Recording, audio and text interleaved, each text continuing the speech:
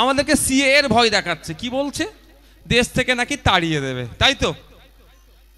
এটা হচ্ছে তো 2019-এর নির্বাচনের সময় দেশ থেকে তাড়িয়ে দেবে, ভোট দাও আমি আটকাবো, আর উনি বলে আমি ভোট দাও আমি অন্যদেরকে তাড়িয়ে দেব, এই বলে ভোটটা নিল। 2019-এর ভোটের পরে সিএ ফ্রিজের মধ্যে ঢুকে গেল, ঠান্ডা ঘরে চলে গেল। 2021-এর নির্বাচনের সময় আবার সিএ হবে সিএ হবে সিএ করে চিৎকার করছিল।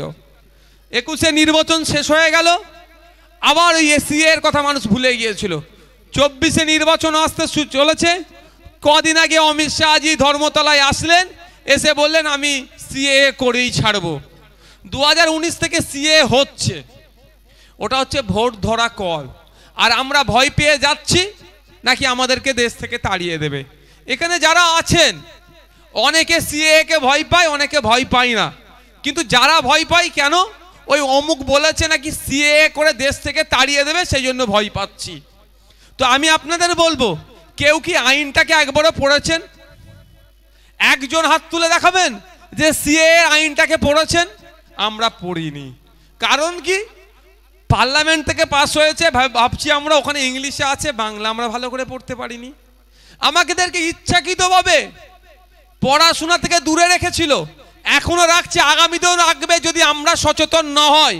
আমরা দলিত, আদিবাসী, পিছড়ে বর্গের মুসলিম সমাজের যারা আছি, সব সময় শাসক চাই ওই আদিবাসীটা, ওই দলিতটা, ওই মুসলিমটা, ওই পিছড়ে বর্গেরটা, ওই লোদা সবর জাতির ওরা যারা আছেন, ডোম মুচি যারা আছেন, আবার বিভিন্ন যারা আছি, আমরা যত অশিক্ষিত থাকবো ওদের তত সুবিধা হবে। ফলে কি হচ্ছে, সিএ এর আইনটা আমরা একবারও পড়িনি। কোনো জায়গায় লেখা নাই কোনো ভারতীয়কে তাড়িয়ে দেবে। আপনি ভারতীয়তার প্রমাণ কিভাবে হবে, এটা প্রশ্ন থাকবে। আমরা যারা এখানে উপস্থিত হয়েছি, দেখুন ঘটনাচক্রে নয়, বাস্তব কথা বলছি, সবাই তো দাদুর জায়গাতে আছি, তাই তো ভাই? দাদুর সম্পত্তিতে তো আমরা সবাই ম্যাক্সিমাম আছি। এবার শহরের দিকে উঠে গেলে নতুন জায়গা কিনে আমরা সেখানে ঘর করেছি, কিন্তু গ্রামের মধ্যে দেখুন দাদুর জায়গার প্রমাণ আমি দিচ্ছি। এখানে বয়স্ক লোক কি আছে, এই তো, এই সামনে আসো, তুমি সামনে আসো, একবার এখানটা আসো। বয়স কত?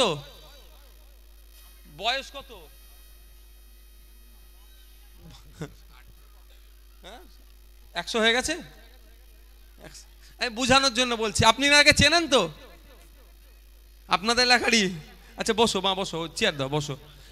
ইনারকে বুঝানোর জন্য বলছি, বা আপনারা এখানে যারা আছেন 60 বছরের ঊর্ধ্বে তো অনেক লোক আছে এখানে।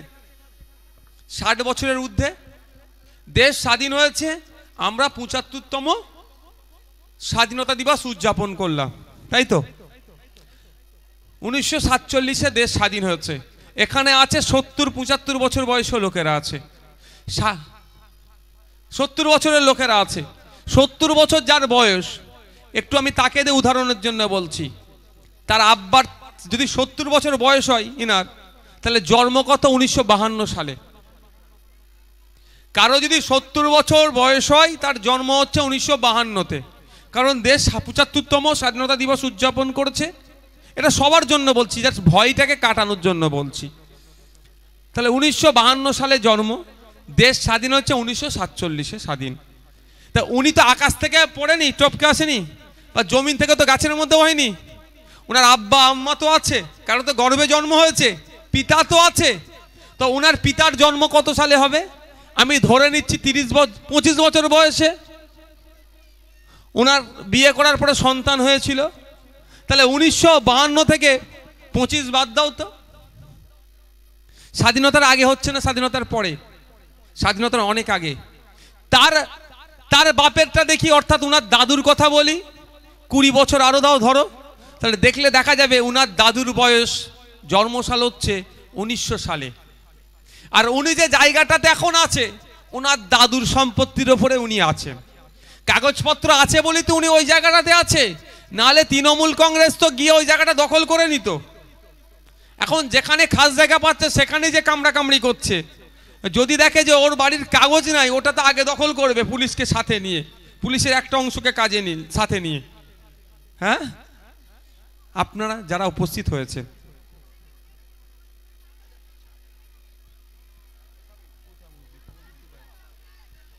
এখানে মহল্লা নয় তো, যারা উপস্থিত হয়েছে সবাই আমরা দাদুর সম্পত্তির ওপরে আছি তো, কম বেশি সবাই।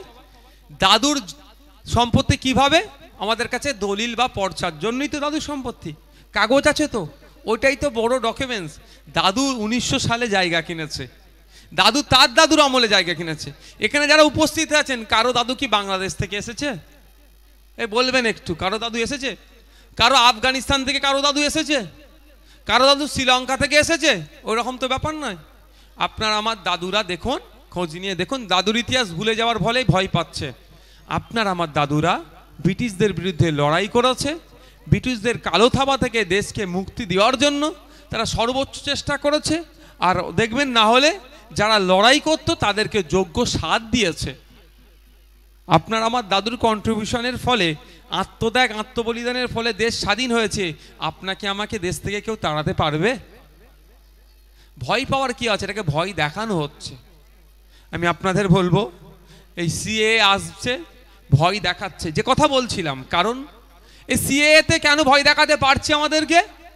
আমরা পড়াশোনায় তুলনামূলক কম, আমরা পড়লাম না আইনটাতে কি আছে। ওই বললো কাগে কান নিয়ে পালিয়েছে, আমরা কাগের দিকে তাকাচ্ছি, কানের দিকে তাকালাম না। এর ফলে আমাদেরকে ভয় পেতে হচ্ছে।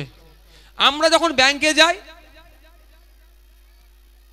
তখন গিয়ে যদি টাকা জমা দিই, 1000 100 বানান ভুল থাকলেও টাকাটা জমা করিয়ে নেয়।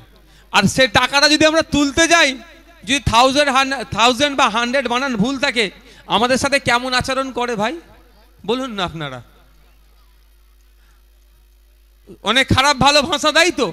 যদিও খারাপ ভালো ভাষা দিলে তার প্রতিবাদ আপনারা করবেন, আপনাদের জন্যই তাকে ওখানে রাখা হয়েছে, আপনাদেরকে পরিষেবা দেওয়ার জন্য। কিন্তু আমি যেটা বলছিলাম, মায়েরা ভাবুন, আমরা যে সমস্যার সম্মুখীন এখন হচ্ছি পড়াশোনা কম জানার ফলে, আপনারাও কি চাইবেন আপনাদের সন্তানগুলো ওই খারাপ সমস্যার সম্মুখীন হোক? বাপ ভাই যারা আছেন তারাও কি চাইবেন? নিশ্চিতভাবে চাইবেন না। তাই অনুরোধ করব আপনাদের কাছে, আওয়াজ তুলুন। আপনাদের এলাকায় যে সমস্ত শিক্ষা প্রতিষ্ঠানগুলোতে ছাত্র শিক্ষক রেশিও মেনটেন হচ্ছে না, অবিলম্বে শাসককে সেগুলো মেনটেন করতে হবে।